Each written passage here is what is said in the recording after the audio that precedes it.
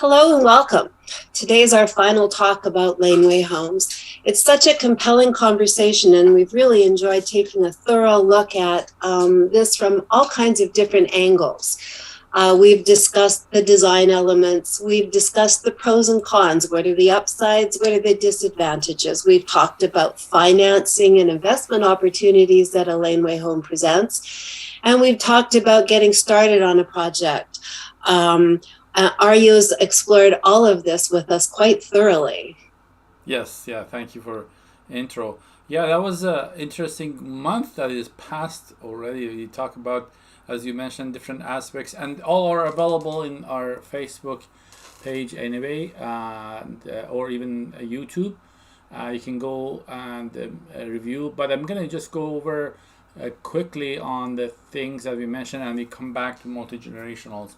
We talk about the benefits of um, starting this project in first place, if it's really suitable for every family or not. We mentioned that the cons and pros. So I mentioned the feeling, being able to have a Leme home is almost as good as winning a lottery ticket, because it's like a cash cow that it keeps giving if you want to do a long-term investment. And if you don't want to rent it out or make it as income source of income, you can use it as a living community for yourself and with your family, which today we're going to talk about as a multi-generational family. And I see many people are in need of these type of homes these days. As a matter of fact, I had a contractor call me a couple of days ago from North Vancouver that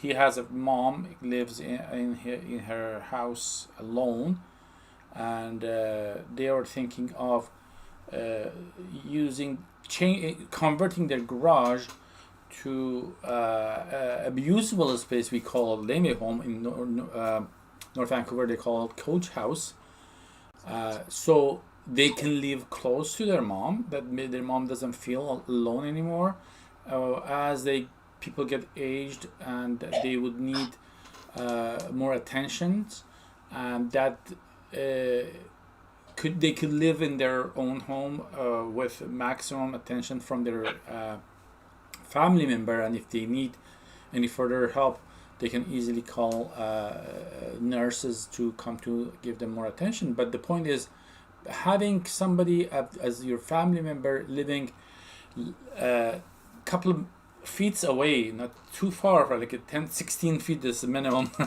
16 feet away from your house, that is heartwarming for you, that to know that there is somebody around. And I see the other way around, some people even live in a Laneway home because they don't need the bigger house, but still they live in the neighborhood that they have Yeah, all the memories. So they live in the coach home or live the Laneway home, and they give the bigger house to their kids, especially when they have a yeah. younger grandchildren. So that is an amazing opportunity for them. I see a lot of grandparents that they're missing them spending time with their grandchildren because they're far. But when they living together in the same land, the same property, of course, it's going to be each going to have their individual independence without bothering each other. They can have they keep their distance, but at the same time they can live within a short distance, helping each other. And Yeah. like there are times that parents want to go for, spending some time out, and they need a babysitter. Grandpa, grandma is right there, Yeah. and then they can give them a Well, hand. I think this last year and a half, as we have all had to live through this pandemic, I think we've all learned the value of a multi-generational home. And there's a downside too, but the upside of having community around you and community that is part of your life. and certainly during COVID.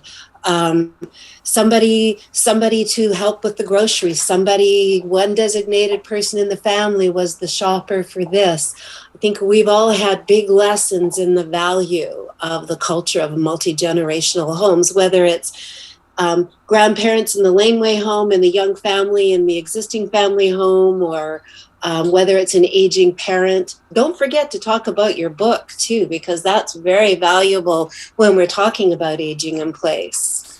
Yeah, my book is called Beyond Ages, a smooth transition to independent living. So that you can find it in Amazon. As a matter of fact, I've become a bestseller author for that classifications for home style, I guess. I don't remember what was it. It was quite a bit of time. But anyhow, you can even find it in my website, myhomedesigner.com. So the topic we talk about in that is the importance of living in where was your main living quarter, like where you grow up, you raise your kids, your memories, your community grow up with. That is the main topic starting with. And then after that, how we can change our life to make it better, because the more when we grow older, we forget about ourselves, and because especially when we become empty nesters, then we start thinking, oh my God, all this time I spend my time for my work, for my my family. I don't feel myself anymore, and that is a time that if you don't get yourself back on the track, to learn about your excitements, learn about your interests, learn about your hobbies, and implement those in your living space, it will be very negative consequences, such as getting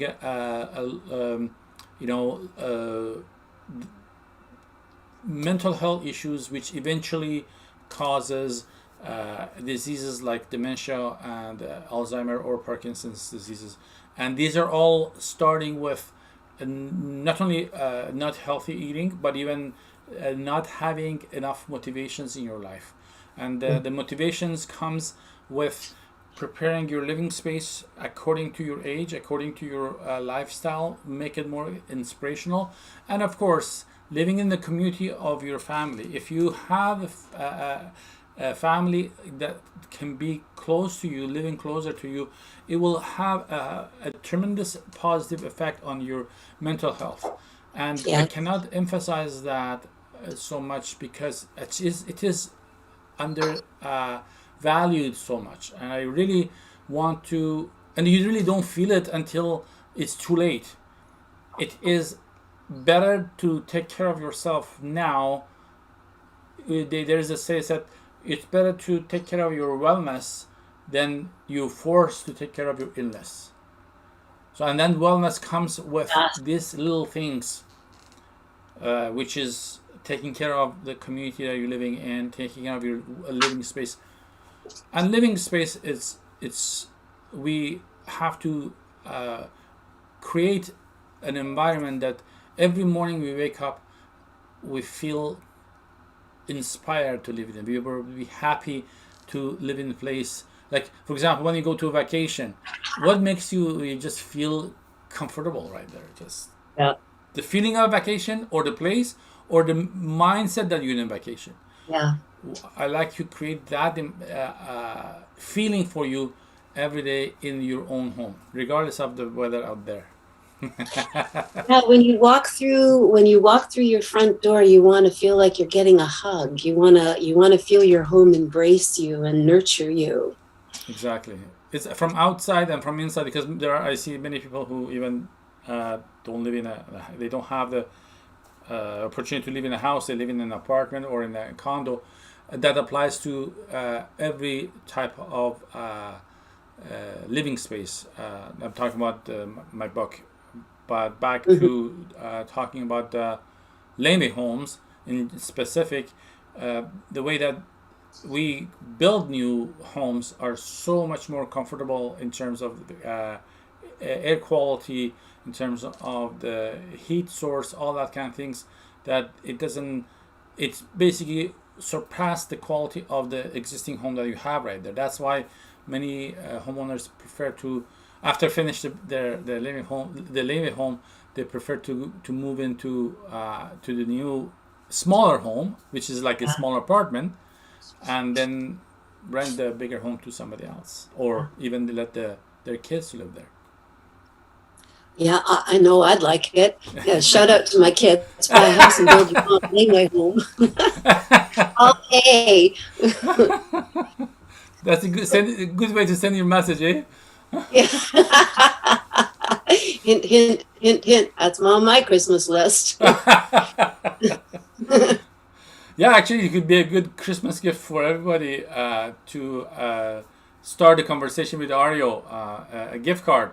Yes. Having your 1 hour conversation about your Laneway home and how you can start soon. Because the process is going to take quite a bit of time. It depends on the municipality. Like, for example, in the city of Vancouver, it takes about 6 months to get the permit. Through from the beginning to the point that we can start. The city permit might be less, in some cases in the same time as I said, but we have to prepare documentations and everything. That's going to take at least 6 months, if it's not more. But then depends on the time of the year we start. It could be 6, 8 to 10 months of the construction. So it is a lengthy process. If you're really thinking of having that soon, you have to think serious and act serious as well. It'll be the perfect time to put the application in, and then you can begin construction in the spring. Yeah, it's the perfect time to even put that application on your Christmas tree. Hey, this is a gift. I love your thinking. See, it's Christmas tree. Christmas tree has to be filled somehow. So that's a good one. Maybe your kids can put that one under your tree. Well, hint, hint, kids.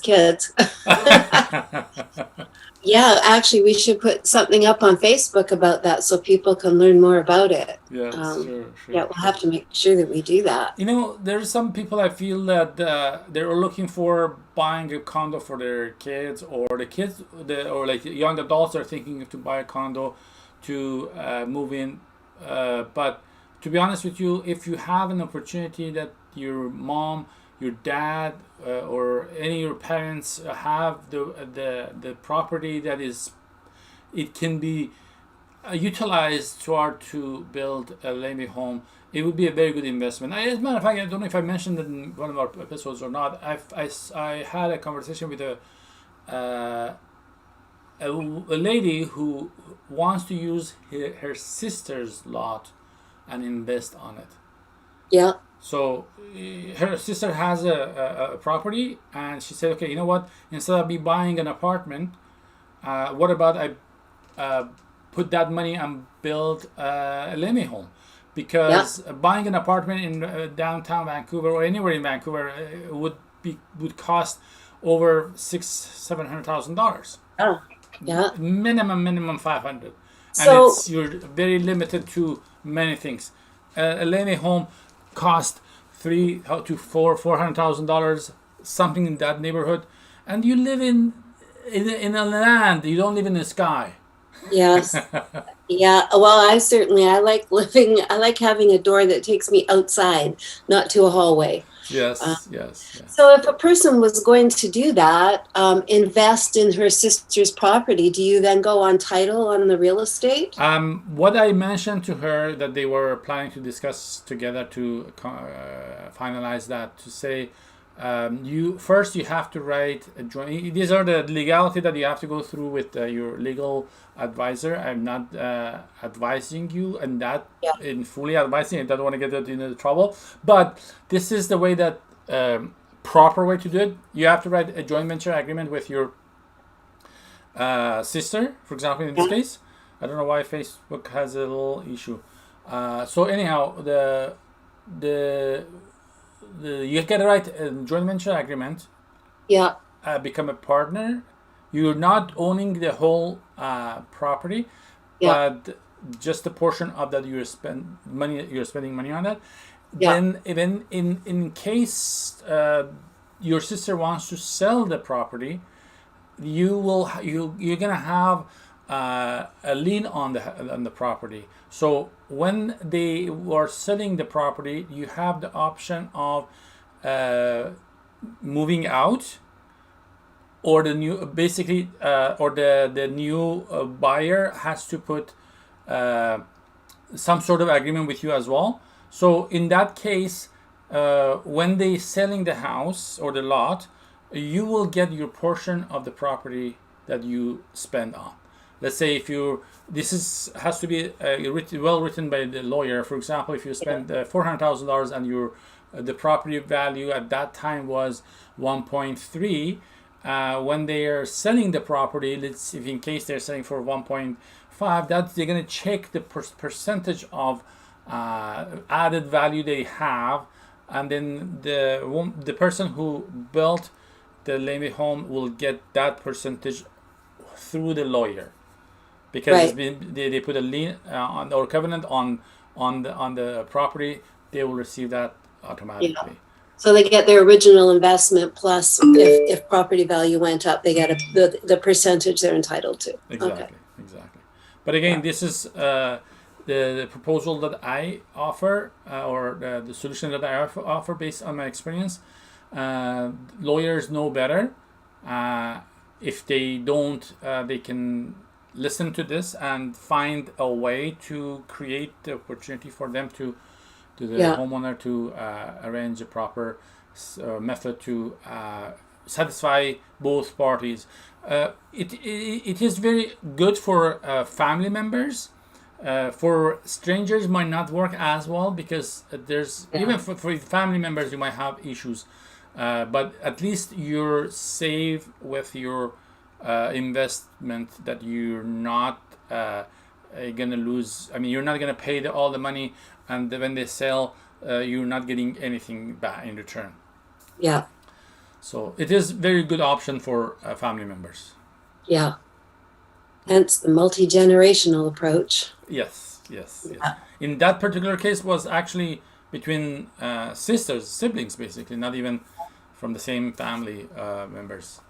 Well, I can see doing something like that. For instance, if you have an adult child who's married and ready to start a family, and they're looking for a single family dwelling where they can raise their children, obviously they're intending to be there for a long time. So that might be exactly the scenario in which you would do a project like this. Yeah. Anyhow, I will be happy to answer any questions. Anybody who's interested, website is laneway-home.com. Or they can connect with us through the Facebook or YouTube, or our main website, myhomedesigner.com. And so I guess that wraps up our study of Laneway homes. In November, we're going to be talking about hiring a reno coach, which is kind of a new concept that Aryo's been working on. And I know my son got involved in a renovation last year, and he got in way over his head. If he had had Aryo there with him, it would have saved him months of work, because now he's overwhelmed and he hasn't got the job finished. Oh my God. Yeah. So working with a reno coach is going to save you money, it's going to save you time, and it's going to connect you with the contractors that can do the job for you. So I hope you'll join us in November, because we're going to be covering this in an in-depth way also every Thursday at 2:00. Awesome. Thanks very much. Have a good one.